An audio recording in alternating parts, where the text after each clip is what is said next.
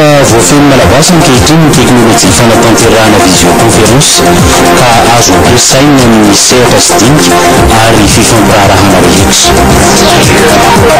Andro eran-tany ho an'ny sida ny androany hevitsy ty taona ity ny fahazoan'ny frairay fahasalamana sy ny zomonireny. Miantraika tamin'ny fiasan'ny Serano Ewala ny tolagnary ny fitokonana sy fisakanam-balana tany an-toerana niezaka mamaholana ny fianonany. Fitazana letsi efa voaondrana tsambo amin'ny teo masina ny letsi 4,000 nataony na ondrana ivelany. 7,000 taona manompa sainam-pavadoro amin'ny taona ity. Ireo ny ankapobeny ny lohatenim-baovao-tsika androany. Dia fahalitavana amintsika rehetra indray tompoko ary marasantsika naraka ny vaovao-tsara ny televiziona malagasy. Lafy ny teknôlôjia hatr'izay nahatongavany teknôlôjian'ny fifandraisana internet handrapandeha eto Madagasikara dia efa azo atao eto amintsika ny antsoina hoe visioconférence na vidéoconférence mitovy ihany fa ndray teny frantsay ndray teny anglisy samy mety amintsika daholo izay nomantsika azy ka efa afaka ampiarina eto amintsika izy io nyizao fotoana izao. Ny DLC dia anisan'ny orinasa mikarakara sy mikirakira io vidéoconférence io ny DLC izay vatsiny banky iraisam-pirenena vola araka ny fanadihadian'ny ora hariniana sy mampiomana ratsaona. Teknôlôjia efa tsy vaovao intsony eto Madagasikara ny visioconférence, izany hoe ny fifampiresahana sy ny fifankahitana mivantana amin'ny alalan'ny teknôlôjia vaovaon'ny fifandraisana sy ny serasera. Anisan'ireo mampiasa izany hatramin'ny voalohan'ity taona ity ny Madagascar Development Learning Center izay misahana ny fanamafisana ny traikefan'ireo efa amin'ny tontolon'ny asa na miankina na tsy miankina amin'ny fanjakana. Azo ampiasaina amin'ny fanofanana ny fifanankalozana traikefa eny fa hatramin'ny fivoriana iraisam-pirenena azy ity visioconférence ity. Ny fampiasana ny visioconférence no ampiasaina tamin'iny hatramin'izay dia ampiasaina indrindrindrindra ankafiren'izay fotoa amin'ny fanofanana amin'ny araka misy ho avy zao zao zany dia misy fiofanana momba ny fahaizam-patana na leadership irahanay amin'ny université of Sydney sy centre GDN ohatran'ny Madagasikara any Kenya, Tanzanie, Uganda. Azay montre zay fotsiny zany ny raisina dia efa profonitoka ny tendany zay fa tsy zavatra mbola ho avy ny visioconférence eto Madagasikara fa izahay eto Madagasikara DLC dia efa mampiasa azy. Resaka tsy eritreretina hoe fivoriana ramanon'irana politika tia amin'ny manokana dia tsy olana aminay mihitsy zay. Marina fa olona ho avy eo raha mikarakara an'izay dia mazava ho azy fa tsy olona tsotra fotsiny hoe ho avy miofana ka mizany tsy maintsy misy zavatra pitsopitsony vitsivitsy zany tsy maintsy alamina tsy resaka teknika zay pitsopitson'izay fa resaka organisation resaka zavazavatra ohatran'izany satria le olona ho avy eo tsy ho avy miofana fa ho avy ady hevitra hifandresilahatra ka noho izany misy pitsopitsony madinidinika tsy maintsy eritreretina alohany anatanterahana azy. Raha fitinina vanina azo atao hoe visioconférence eny efa fanaonareo vea eny koa misy pitsopitsony madinidinika mila alamina vea eny koa vanina mila alamina fa tsy olana akory zany. Mora lavitra noho ny fandehanana ny ivelany ity teknôlôjia ity nefa azo lasaina fa mitovy ihany ny vokany. Eto amin'ny Madagascar DLC fotsiny ohatra dia afaka mandray mpivory 20 eo izy ireo mifandray amina ivitoerana maherin'ny 20 any amin'ny firenena 20 maneran-tany. Tanjon'izy ireo ny anaparitaka ity ivitoerana ity manerana misy. Tsy mahalavitany ny visioconférence fa afaka mifanatrika ireo mpifampiraraha isan-tsokajany.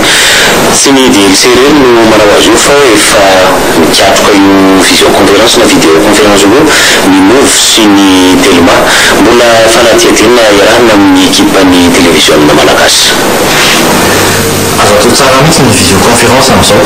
Raha ny visioconférence dia teknôlôjia IP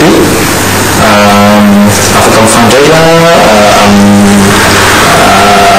tany maromaro. Dia amin'izao fotoana izao zany Move groupe Telma dia afaka manao tsara sy mampifandray olona mifantana amin'ny visioconférence.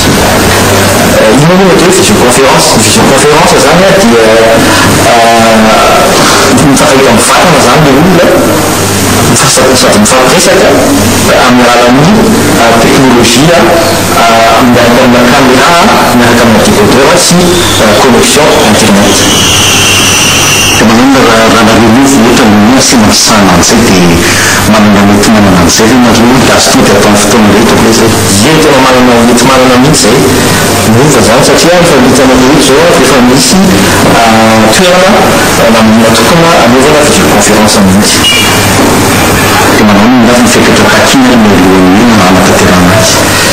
alohan'ny anatanterahana ny videoconférence zany dia mila ny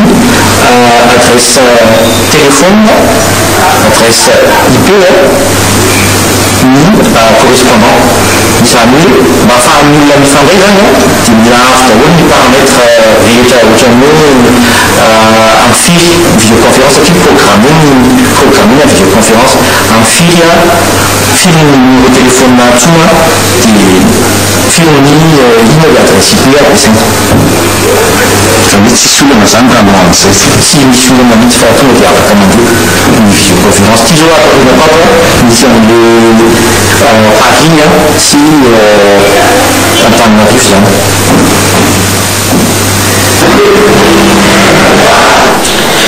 efa conférence sy atyevitra ihany resaka rahampitso etsy amin'ny 40 taona rahampitso manomboka amin'ny 7 maraina dia ikarakara atyhevitra ny cercle de réflexion des économistes de Madagascar ka ny lohahevitra amin'ny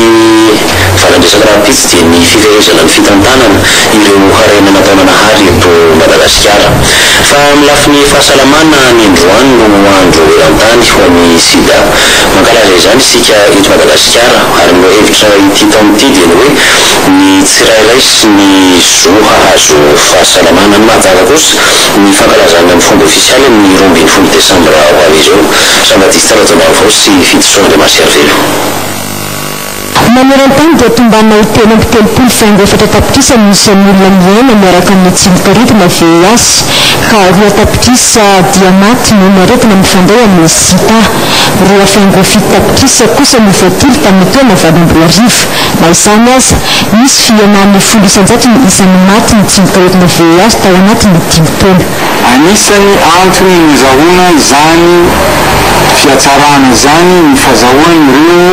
olona mitondra ny tsimikaretina VIH ireo fanafody antsoina hoe antirétroviraux sady manalava ny andro iainany zany mitsinjo koa ny taranany izay mety ho zary kamboty tsy satry ho amin'ny Madagasikara manokana dia olona telo amby 77 zao no mitondra ny tsimikaretina VIH manoloana izany ny fitondram-panjakana malagasy milana amin'ny primatura lefitra mizana amin'ny fahasalamam-bahoaka dia manana paikady adina mety aretina ity asa lehibe izy io ka mila fiaraha-miasany rehetra rehefa miatrika miady amin'ny sida isika dia ezahantsika manokana ny fampienana ny fanavakavahana amin'ny endriny samihafa manana ny zo ananany olona rehetra ny havantsika mitondra ny tsimikaretina VIH mananjo hiasa sy hiaina miaraka amin'ny olona rehetra izy manampiantsika eto Madagasikara ny principauté de Monaco izay mandray an-tanana ireo olona mitondra ny VIH sy ireo sahirana ara-pivelomana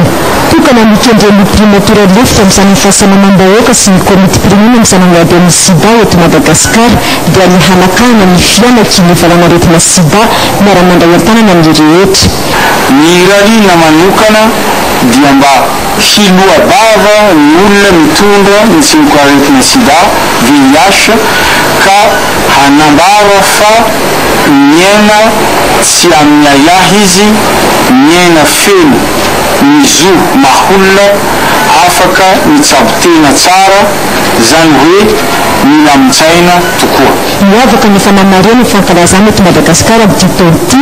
amin'ny 20 volana Desambra no natanterana fankalazana nasional amin'ny fomba ofisialy izay atao amin'ny Mahajanga miotana amin'ny lohahevitra hoe ny fahazahoany tsirairay fahasalamana sy ny zon'olombelona no anatanterana izany fankalazana izany